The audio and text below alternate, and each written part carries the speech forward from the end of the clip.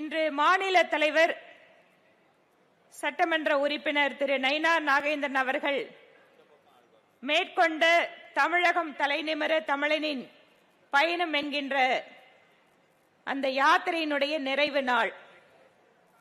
தமிழகம் முழுவதும் ஒவ்வொரு மாவட்டத்திற்கும் சென்று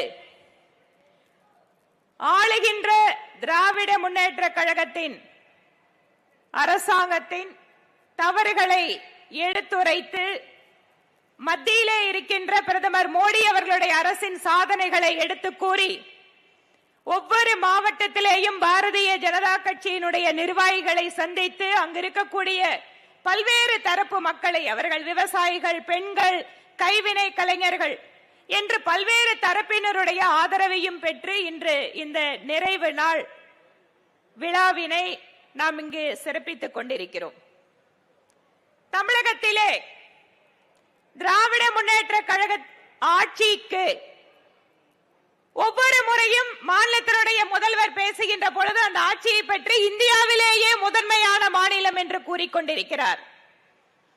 இந்தியாவிலேயே முதன்மையான மாநிலமாக தமிழ்நாடு இப்போது எப்படி மாறிக்கொண்டிருக்கிறது என்றால், பெண்களுக்கு எதிரான குற்றங்களில் முதன்மை மாநிலமாக மாறிக்கொண்டிருக்கிறது. குழந்தைகளுக்கு எதிரான குற்றங்களில் முதன்மை மாநிலமாக மாறிக்கொண்டிருக்கிறது. சட்டம் ஒழுங்கு ஒரு காலத்தில் அமைதியான தமிழகம் என்று பெயர் பெற்ற நம்முடைய மாநிலம் இன்று ஒவ்வொரு மாவட்டத்திலேயும் நூற்றுக்கணக்கான குற்ற செயல்கள் பதிவாகின்ற மாநிலமாக, முதன்மை மாநிலமாக மாறிக்கொண்டிருக்கிறது. மாநிலத்தினுடைய முதல்வருக்கு முதல்ல மாநிலத்தில் என்ன நடந்துட்டு இருக்குன்னு சொல்றதுக்கு அதிகாரிகளோ அல்லது அவருடைய அமைச்சரவை சகாக்கள் சரியா அந்த வேலையை பண்றாங்களான்னு தெரியல. போதைப் பொருளுடைய நடமாட்டத்தின் காரணமாக இன்று ஒவ்வொரு மாவட்டத்திலேயும் அங்கிருக்கக்கூடிய இளைஞர்களும் மாணவர்களும் மிக கடுமையாக போதையினுடைய பிடியில் மாட்டிக்கொண்டிருக்கிறார்கள். ஒரு காலத்தில் நாம சொல்லுவோம், இந்தியாவிலேயே அதிகமான போதை புழக்கம் இருக்கின்ற மாநிலங்கள் அப்படின்னு பார்டர் ஸ்டேட்ல அந்த பக்கம் நார்தர் சொல்லுவோம், நார்த் ஈஸ்டர்ன் ஸ்டேட்ஸ்ல இருந்தது, பஞ்சாப் மாதிரி இடங்கள்ல இருந்தது. ஆனால் தமிழகம் மாதிரியான மாநிலங்கள்ல இன்னைக்கு போதை பழக்கம், போதை பொருட்களுடைய பயன்பாடு பல மடங்கு அதிகரித்திருப்பதற்கு மாநில அரசாங்கத்தினுடைய இயலாமைதான் காரணமாக இருக்கிறது. ஏனென்றால் நெக்ஸஸ், யாரு போதை பொருள் வச்சிருக்காங்க, யாரு இத கடத்தல் தொழில பண்றாங்கன்னு பார்த்தா ஆளும் கட்சியினுடைய முக்கிய நிர்வாகிகள் இந்த வேலையை செய்து கொண்டிருக்கிறார்கள்.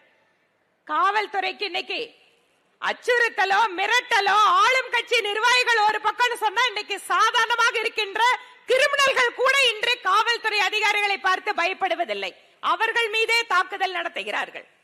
இந்த அளவிற்குத்தான் சட்டம் ஒழுங்கும் இந்த மாநில அரசு காவல்துறை மீதான மக்களுடைய பார்வையும் இருந்து கொண்டிருக்கிறது.